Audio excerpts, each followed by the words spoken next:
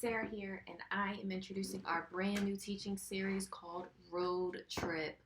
Who loves road trips? I know I love road trips. In fact, my favorite road trip was when I was about 17 years old and I was traveling to North Carolina with my older cousin.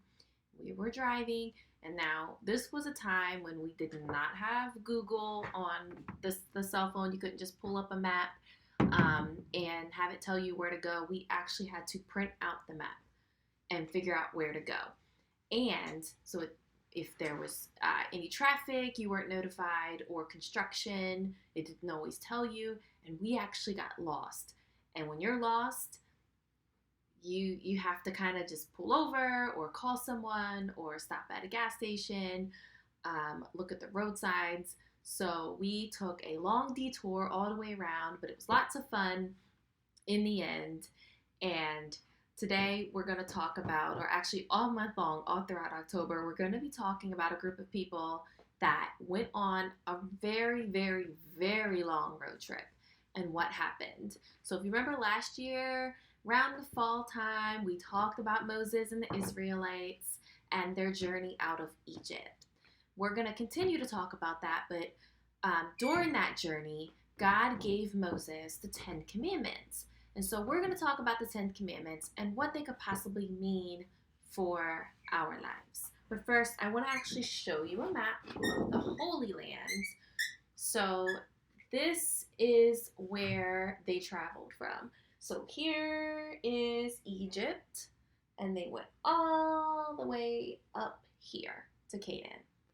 Now, fun fact, if they had a GPS and possibly a car, it may have only took about 6 to 7 days for them to travel.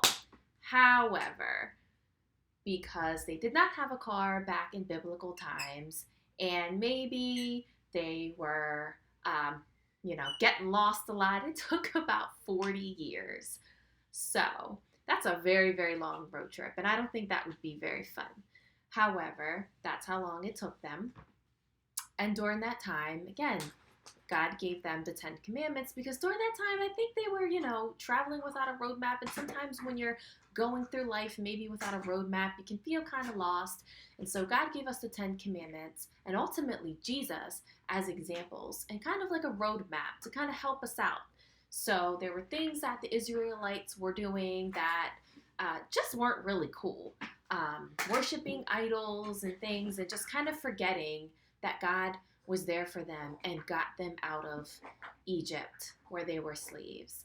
And so he gave us the 10 Commandments. And so last week, if any of you were at Parking Lot Sunday School, our family Sunday school experience where we're in person, we introduced this lesson and we talked about the first 10 Commandments, and our ultimate big idea was about how God wants us to put him first.